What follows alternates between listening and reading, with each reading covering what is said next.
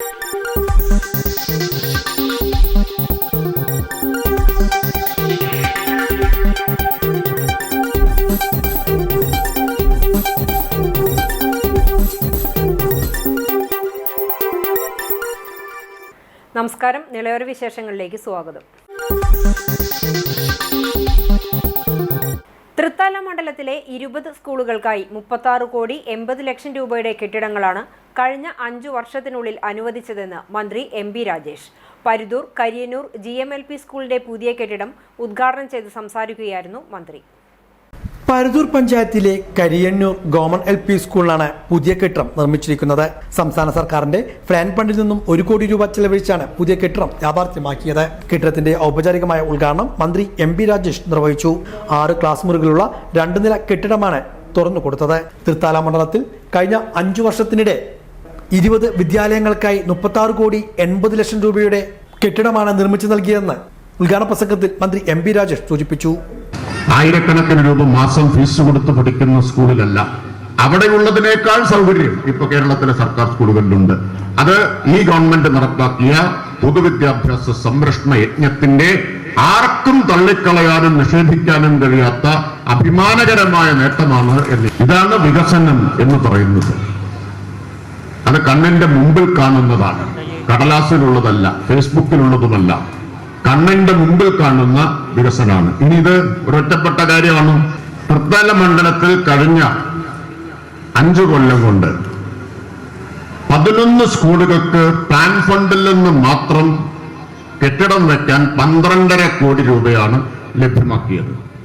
അതിനു പുറമെ കിഫ്ബിയിൽ നിന്ന് 9 സ്കൂളുകൾക്ക് 24.30 കോടി രൂപ.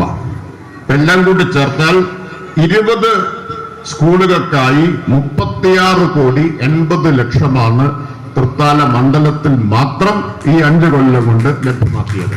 തൃത്താല മണ്ഡലത്തിൽ വരുന്ന 40 ദിവസം നടപ്പാക്കുന്ന വികസനോത്സവം പദ്ധതിയിൽ 331 കോടി രൂപയുടെ പദ്ധതികളാണ് യാഥാർത്ഥ്യമാകുന്നതെന്നും മന്ത്രി സൂചിപ്പിച്ചു. പൂർത്തിയായ 156 പദ്ധതികളുടെയും ഇനി തുടങ്ങുന്ന 15 എണ്ണത്തിന്റെയും എല്ലാം കൂടി നോക്കുമ്പോൾ 331 കോടി രൂപയുടെ പദ്ധതികളാണ് അടുത്ത 40 ദിവസം കൊണ്ട് തൃത്താലയിൽ യാഥാർത്ഥ്യമാവുന്നത്. 1ഉം 2ഉം അല്ല, 331 കോടിയുടെ. അതിൽ 26 പദ്ധതികൾ 1 കോടിക്കും 10 കോടിക്കും ഇടയിലുള്ളതാണ്.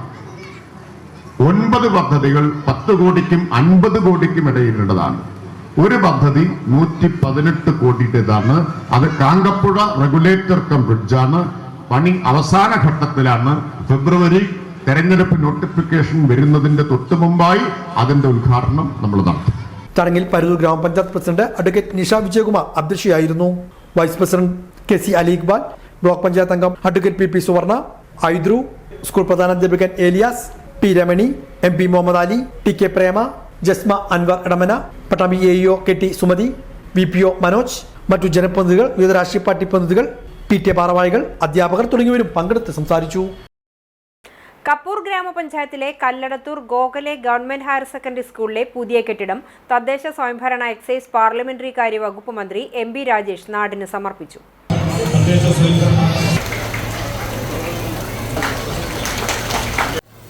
കല്ലടത്തൂർ ഗോഖലെ സ്കൂൾ നൂറ്റാണ്ടിലേറെ കാലത്തെ പാരമ്പര്യമുള്ള നമ്മുടെ നാട്ടിലെ മഹത്തായ വിദ്യാലയമാണ്.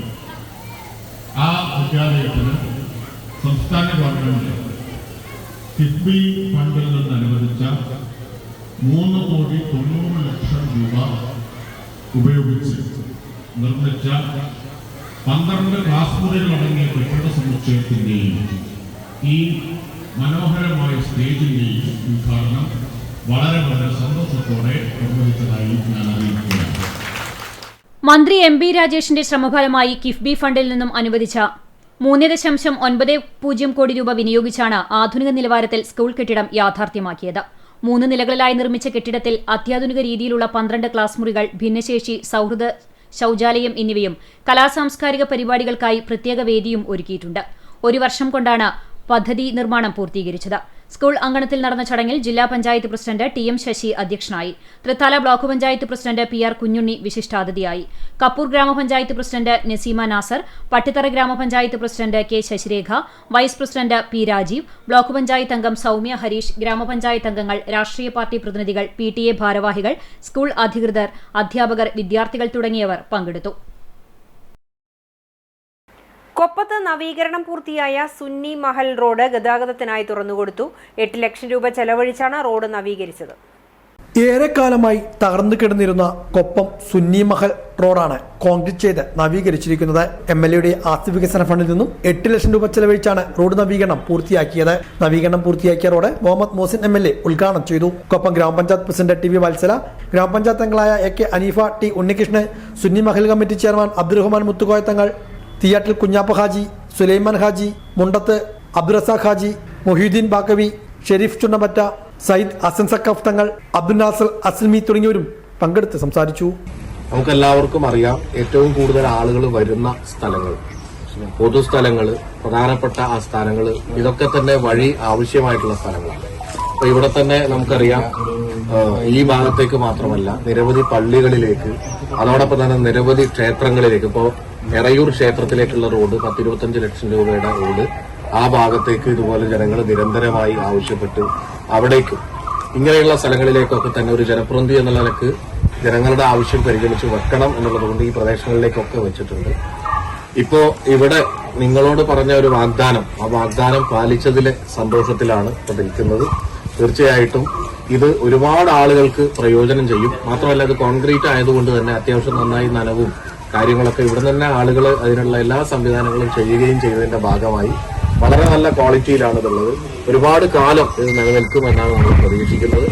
അപ്പോൾ മറ്റു കാര്യങ്ങളിലേക്കൊന്നും കടക്കുന്നില്ല. പട്ടാമ്പി മണ്ഡലത്തെ സംബന്ധിച്ചിടത്തോളം 12 കോടിയിലധികം വരുന്ന തുകയുടെ ഗ്രാമീണ റോഡുകൾ, അതോടൊപ്പം തന്നെ ഏതാണ്ട് ഫ്ലൈ ഓവറുകൾ അടക്കം നമ്മുടെ വാടനാംകുറിശി, അതോടൊപ്പം നമ്മുടെ കൊടുമുണ്ട, വല്ലപ്പുഴ ഫ്ലൈ ഓവറുകൾ അടക്കം PWD റോഡുകൾക്കും ഫ്ലൈ ഓവറുകൾക്കും വേണ്ടി 400 കോടിയിലധികം വരുന്ന തുക, സമഗ്ര കുടിവെള്ള പദ്ധതി, അതുപോലെ ജലസേചന പദ്ധതിയായിട്ട് ബന്ധപ്പെട്ട് 10-300 കോടി രൂപയുടെ പദ്ധതികൾ, വിദ്യാഭ്യാസ മേഖലയിൽ സ്കൂളുകളുടെ കെട്ടിടങ്ങൾ അടക്കമുള്ള സൗകര്യങ്ങൾക്ക് വേണ്ടി 100 കോടിയിലധികം വരുന്ന തുകയുടെയും വികസനങ്ങൾ, ഇങ്ങനെ 1000 കോടിയിലധികം വരുന്ന തുകയുടെ വികസനം ഈ കഴിഞ്ഞ 10 വർഷക്കാലം നമുക്ക് നടത്താൻ.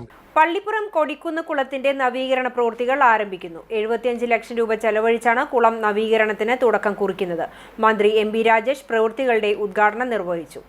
4 നൂറ്റാണ്ട് കാലമായി ശോചനീയാവസ്ഥയിൽ കിടന്നിരുന്ന പരുതൂർ പഞ്ചായത്തിലെ കൊടിക്കുന്ന് ക്ഷേത്രകുളത്തിന്റെ നവീകരണത്തിനാണ് തുടക്കം കുറിച്ചിരിക്കുന്നത്. 75 ലക്ഷം രൂപ ചെലവിലാണ് കുളം നവീകരിക്കുന്നത്. നവീകരണ പ്രവൃത്തികളുടെ ഔപചാരികമായ ഉദ്ഘാടനം മന്ത്രി MB രാജേഷ് നിർവഹിച്ചു. നിർമ്മിതി കേന്ദ്രയുടെ മേൽനോട്ടത്തിലാണ് പ്രവൃത്തികൾ നടപ്പാക്കുന്നത്. ഈ ക്ഷേത്രക്കുളത്തിന്റെ നവീകരണം നേരത്തെ മുതലുള്ള ഒരു ആവശ്യമാണ്. നമ്മൾ 2 വലിയ കുളങ്ങൾ തൃത്താല മണ്ഡലത്തിൽ മനോഹരമായിട്ട് ചെയ്തു. അതിലൊന്ന് നാഗനശ്ശേരിയിലെ മാങ്ങാട്ടുകുളമാണ്. അതിന്റെ വീഡിയോ കേരളം മുഴുവൻ വൈറലായി. കേരളത്തിന്റെ വിവിധ ഭാഗങ്ങളിൽ നിന്ന് അവിടെ ആളുകൾ കുളിക്കാനും നീന്തി കളിക്കാനും ഒക്കെ വരുന്ന സ്ഥിതിയായി. 1 കോടി രൂപ ചെലവിലാണ് മാങ്ങാട്ടുകുളം പുനർനിർമ്മിച്ചത്. ഞാൻ കഴിഞ്ഞ തെരഞ്ഞെടുപ്പ് കാലത്ത് അവിടെ ചെല്ലുമ്പോൾ മാങ്ങാട്ടുകുളം എന്ന് പറഞ്ഞാൽ കുളം അധികം ബാക്കിയുണ്ടായിരുന്നില്ല. കുളാവുക എന്ന് പറയില്ല, കുളമായിരുന്നു. അപ്പൊ അവിടുത്തെ ആൾക്കാർ പറഞ്ഞു ഇതൊന്നും നന്നാക്കി തരാൻ പറ്റുമെന്ന്. ചെയ്യാം എന്ന് പറഞ്ഞു കൊടുത്ത വാക്കാണ്. ആ വാക്കാണ് പാലിച്ച് അത് മനോഹരമായ ഒരു കുളമായിട്ട് മാറി. കുളമല്ല, കുളമായിട്ട് മാറി. അപ്പോ ആളുകൾ കേരളത്തിന്റെ അതിന്റെ വീഡിയോ ഭയങ്കര വൈറലായി. കേരളത്തിന്റെ പല ഭാഗത്തും നമ്മൾ ഒഴുകാൻ തുടങ്ങി. അപ്പൊ അവസാനം നാട്ടുകാരെല്ലാം കൂടി അവിടെ രാത്രി ലൈറ്റ്, കാരണം പാതിരയ്ക്കും അതുവരും സോളാർ ഉപയോഗിച്ചുകൊണ്ട് ലൈറ്റ് സ്ഥാപിച്ചു അപകടം സംഭവിക്കാതിരിക്കാൻ വേണ്ടി. പൈതൃക പാരമ്പര്യത്തിന്റെ പൂർണ്ണതയിലാണ് കുളം നവീകരിക്കുക. കൊടിക്കുന്ന് വായനശാലയിൽ നടന്ന ചടങ്ങിൽ അൻപോടി തീർത്ഥാല പദ്ധതിയുടെ ഭാഗമായി മെഡിക്കൽ ക്യാമ്പിൽ അർഹരായുള്ളവർക്കുള്ള കണ്ണട വിതരണവും സംഘടിപ്പിച്ചു. പരുതൂർ ഗ്രാമപഞ്ചായത്ത് പ്രസിഡന്റ് അഡ്വക്കേറ്റ് നിഷ വിജയകുമാർ അധ്യക്ഷയായിരുന്നു. നിർമ്മിതി കേന്ദ്രം അസിസ്റ്റന്റ് എഞ്ചിനീയർ ഗിരീഷ്, ഗ്രാമപഞ്ചായത്ത് vice president KC Ali Iqbal, doctor Shaju, Kodikkunnu Devaswom manager Rishikesh, doctor Siddique, doctor Suryanarayanan, M Sankarankutty, PP Suvarna, മറ്റു ഗ്രാമപഞ്ചായത്ത് അംഗങ്ങൾ ഉൾപ്പെടെയുള്ളവരും ചടങ്ങിൽ പങ്കെടുത്തു. തിരുമിറ്റക്കോട് കറുകപ്പുത്തൂരിനടുത്ത് അഖിലാണം കറുകപ്പുത്തൂർ റോഡിൽ വൈക്കോൽ കയറ്റി വന്ന ലോറിക്ക് തീപിടിച്ചു. ജനവാസ കേന്ദ്രത്തിൽ വെച്ചുണ്ടായ തീപിടുത്തം ജനങ്ങളെ ആകെ പരിഭ്രാന്തരാക്കി. ലോറിയിൽ പുറത്തേക്ക് ഉയർന്നു നിന്നിരുന്ന വൈക്കോൽ കെട്ട് വൈദ്യുതി കമ്പിയിൽ ഉരസിയതിനെ തുടർന്നാണ് തീപിടുത്തമുണ്ടായതെന്ന് പ്രദേശവാസികൾ പറഞ്ഞു. ലോറിക്ക് മുകളിൽ തീ പടർന്നത് കണ്ട് ഓടിയെത്തിയ സമീപവാസികളും വീട്ടുകാരും വാഹനത്തിലേക്ക് വെള്ളം കോരിയൊഴിച്ചും സാഹസികമായി വൈക്കോൽ കെട്ടുകൾ ലോറിയിൽ നിന്നും പുറത്തേക്ക് വലിച്ചിട്ടും തീയണയ്ക്കാൻ ശ്രമിച്ചതോടെയാണ് വലിയ അപകടം ഒഴിവായത്. തീപിടുത്തമുണ്ടായ റോഡിനടുത്തുള്ള പതിയാട്ടുവളപ്പിൽ ഹസന്റെ വീട്ടിലെ തെങ്ങ് പൂർണ്ണമായും കത്തിനശിച്ചു. ആഴ്ചകൾക്ക് മുമ്പും പ്രദേശത്ത് ഇത്തരത്തിൽ അപകടം നടന്നിരുന്നു. ഞായറാഴ്ച വൈകിട്ട് 5:30 സംഭവം. വീടുകളിൽ നിന്ന് ഓടിയെത്തിയ പ്രദേശവാസികൾ അതിസാഹസികമായി നടത്തിയ തീയണയ്ക്കാനുള്ള ശ്രമമാണ് സമീപമുള്ള വീടുകളിലേക്കും കൃഷിയിടങ്ങളിലേക്കും തീ പടരാതിരിക്കാൻ കാരണമായത്. അപകടത്തിൽ ആർക്കും പരിക്കില്ല. എടപ്പാൾ ശുഗപുരം കുളങ്ങര ഭഗവതി ക്ഷേത്രത്തിലെ താലപ്പൊലി മഹോത്സവം കഴിഞ്ഞു മടങ്ങുന്നതിനിടെ തിക്കിലും തിരക്കിലും പെട്ട് കുട്ടികൾ ഉൾപ്പെടെ നിരവധി പേർക്ക് പരിക്ക്. അമ്പലത്തിൽ നിന്നും വട്ടംകുളം ഭാഗത്തേക്ക് പോകുന്ന വഴിയിലാണ് തിക്കിലും തിരക്കിലും പെട്ട് നിരവധി പേർക്ക് പരിക്ക് പറ്റിയത്. അമിതമായ തിരക്കിൽ പ്രോഗ്രാം കമ്മിറ്റി അംഗങ്ങളും നാട്ടുകാരും തമ്മിൽ സംഘട്ടനവുമുണ്ടായി. അമ്പല പരിസരത്തെ വീടിന്റെ മതിലിനും കേടുപാടുകൾ സംഭവിച്ചു. ദേശമംഗലം 16-ാം വാർഡിലെ തച്ചംകുന്ന് നിവാസികളെ പരിസരവാസിയായ ഗൃഹനാഥ അധിക്ഷേപിക്കുന്നതായി നാട്ടുകാരുടെ പരാതി. മാനനഷ്ട കേസിന്റെ പേരിൽ പലരിൽ നിന്നും പണം തട്ടുന്നു എന്ന ആരോപണവുമായി നാട്ടുകാർ രംഗത്തെത്തി. ഇത് ഞങ്ങളുടെ മാത്രം പ്രശ്നമല്ല, ഇത് പൊതുവായിട്ടുള്ള പ്രശ്നമാണ്. ഞങ്ങളുടെ നാട്ടുകാരുടെ മുഴുവൻ പ്രശ്നമാണ്. ഞങ്ങൾക്ക് ആ വഴി കൂടെ നടക്കാൻ പറ്റില്ല. അപ്പം ഞങ്ങളുടെ വീട് അവിടെ പണി നടന്നുകൊണ്ടിരിക്കുന്നത്. ഞങ്ങൾ മതിൽ കയറ്റി പണിയാൻ വെച്ചിട്ട് തന്നെയാണ്. പക്ഷെ ഇനി അതിൻ്റെ പേരിൽ ഇനി അവരെന്തെങ്കിലും പ്രശ്നം ഉണ്ടാക്കുമെന്ന് ഞങ്ങൾക്കറിയില്ല. ഇപ്പോൾ അതാണ് ഞങ്ങളുടെ മെയിൻ പ്രശ്നം. എന്താണെന്ന് വെച്ചാൽ വെള്ളത്തിൻ്റെ കേസും അത് ആ വഴി അത് ആ റോഡിൽ കൂടെ നമുക്ക് നടക്കാൻ പറ്റില്ല. അത് അവസ്ഥയാണ്. എന്നും ഈ തെരുവില്ല. ഇന്നാളെന്നില്ലേ, ചെറിയ കുട്ടികൾ പോണതാണ്, വലിയ കുട്ടികൾ പോകുന്നുണ്ട്, ആളുകൾ പോകുന്നുണ്ട്. അവർക്കൊക്കെ ഇതിൽ ഇങ്ങനെ തന്നെയാണ് പ്രശ്നങ്ങൾ. എൻ്റെ ഭർത്താവ് ഇതുപോലെ വെള്ളത്തിൻ്റെ എന്തോ പ്രശ്നം പറഞ്ഞാൽ അവിടെ ചെന്നപ്പോൾ എൻ്റെ ചെറിയ അനിയൻ ചോദിക്കാൻ, ആളുടെ ചെറിയ അനിയൻ ചോദിക്കാൻ വന്നപ്പോൾ അത് വേറെ രീതിയിൽ പറഞ്ഞു. അവൻ കയറി പിടിക്കാൻ ചെന്നു നടക്കാൻ പറഞ്ഞിട്ട് അങ്ങനെയുള്ളവരെ ദുഷിച്ച വർത്തമാനം പറഞ്ഞു. എല്ലാവരും ഞങ്ങളൊക്കെ ഈ നാട്ടിൽ താമസിക്കുന്നവരാണ്. ഞങ്ങളിപ്പോൾ വെള്ളത്തിനാണ് മെയിനായിട്ടുള്ള ഈ ഇഷ്യൂ ഉണ്ടായിട്ടുള്ളത്. വെള്ളം അടിച്ച് കിട്ടില്ല എന്ന് പറഞ്ഞാൽ അവനെ തെറി പറയാം, പൈസ വാങ്ങിക്കാൻ ചിലപ്പോൾ തെറി പറയാം, പിന്നെ വെള്ളം കിട്ടില്ല പറഞ്ഞ് തെറി പറയാം.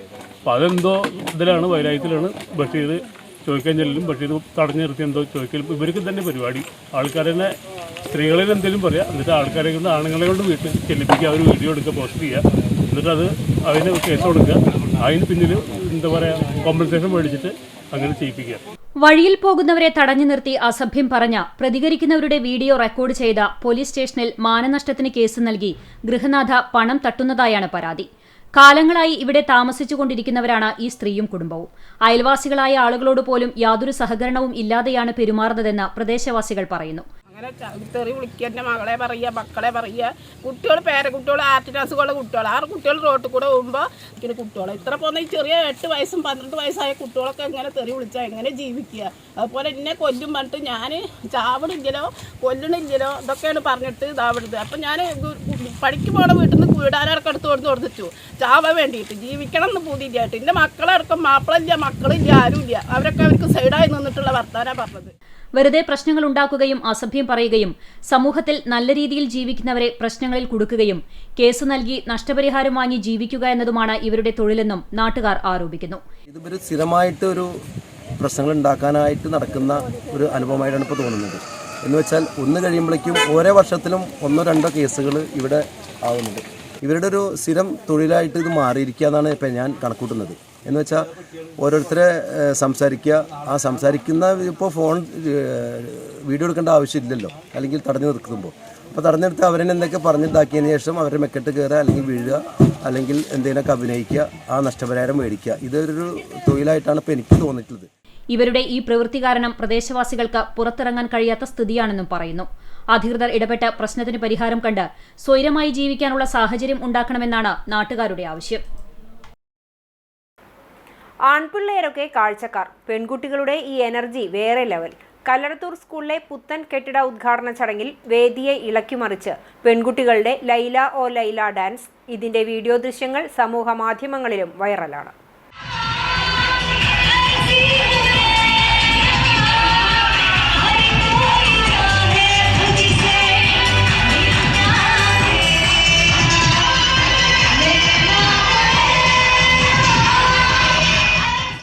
കല്ലടത്തൂർ ഗവൺമെന്റ് ഹയർ സെക്കൻഡറി സ്കൂളിലെ പുതിയ കെട്ടിടത്തിന്റെ ഉദ്ഘാടന ചടങ്ങായിരുന്നു വേദി. 3.90 കോടി രൂപ ചെലവഴിച്ച് നിർമ്മിച്ച അത്യാധുനിക കെട്ടിടം മന്ത്രി എം.ബി. രാജേഷ് ഉദ്ഘാടനം ചെയ്തു. ചടങ്ങുകൾക്ക് മുന്നോടിയായി നടന്ന സംഗീത പരിപാടിയിലാണ് കാണികളെ ഒന്നടങ്കം ആവേശത്തിലാഴ്ത്തി പെൺകുട്ടികൾ രംഗത്തെത്തിയത്. ലൈല ഓ ലൈല എന്ന ഹിറ്റ് ഗാനത്തിന് ചുവടുവെച്ച പെൺകുട്ടികളുടെ എനർജി കണ്ടുനിന്നവരെയെല്ലാം അമ്പരപ്പിച്ചു.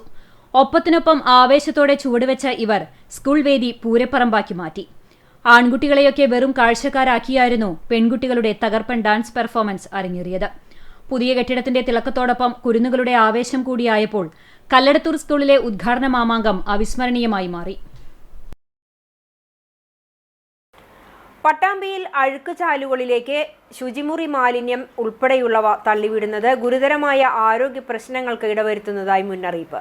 സമീപത്തെ കിണറുകളിലെ വെള്ളം ഉപയോഗശൂന്യമായതായുള്ള പരിശോധനാ ഫലവും പുറത്തുവന്നു. ഇതുമായി ബന്ധപ്പെട്ടുള്ള നടപടികളും അധികൃതരുടെ ഭാഗത്തു നിന്നും ആരംഭിച്ചു. പട്ടാമ്പിയിലെ റോഡ് നിർമ്മാണത്തിന്റെ ഭാഗമായി നടക്കുന്ന അഴുക്കുചാൽ നവീകരണത്തിനിടെയാണ് അഴുക്കുചാലിൽ വലിയ തോതിൽ കക്കൂസ് മാലിന്യങ്ങൾ ഉൾപ്പെടെയുള്ളവ കെട്ടിനിൽക്കുന്നതായി കണ്ടെത്തിയിരിക്കുന്നത്. പോലീസ് സ്റ്റേഷൻ സമീപത്തെ ചാലിൽ മലിനജലം കെട്ടിനിൽക്കുന്നതും കണ്ടെത്തിയിരുന്നു. അഴുക്കുചാൽ അടഞ്ഞ് മലിനജലം കെട്ടിനിൽക്കുന്നത് സമീപത്തെ കിണറുകളിലെ വെള്ളത്തെയും വലിയ തോതിലാണ് ബാധിച്ചിരിക്കുന്നത്. പോലീസ് സ്റ്റേഷൻ കോമ്പൗണ്ടിലെ കിണറിലെ വെള്ളം തീർത്തും ഉപയോഗശൂന്യമായി മാറിക്കഴിഞ്ഞു.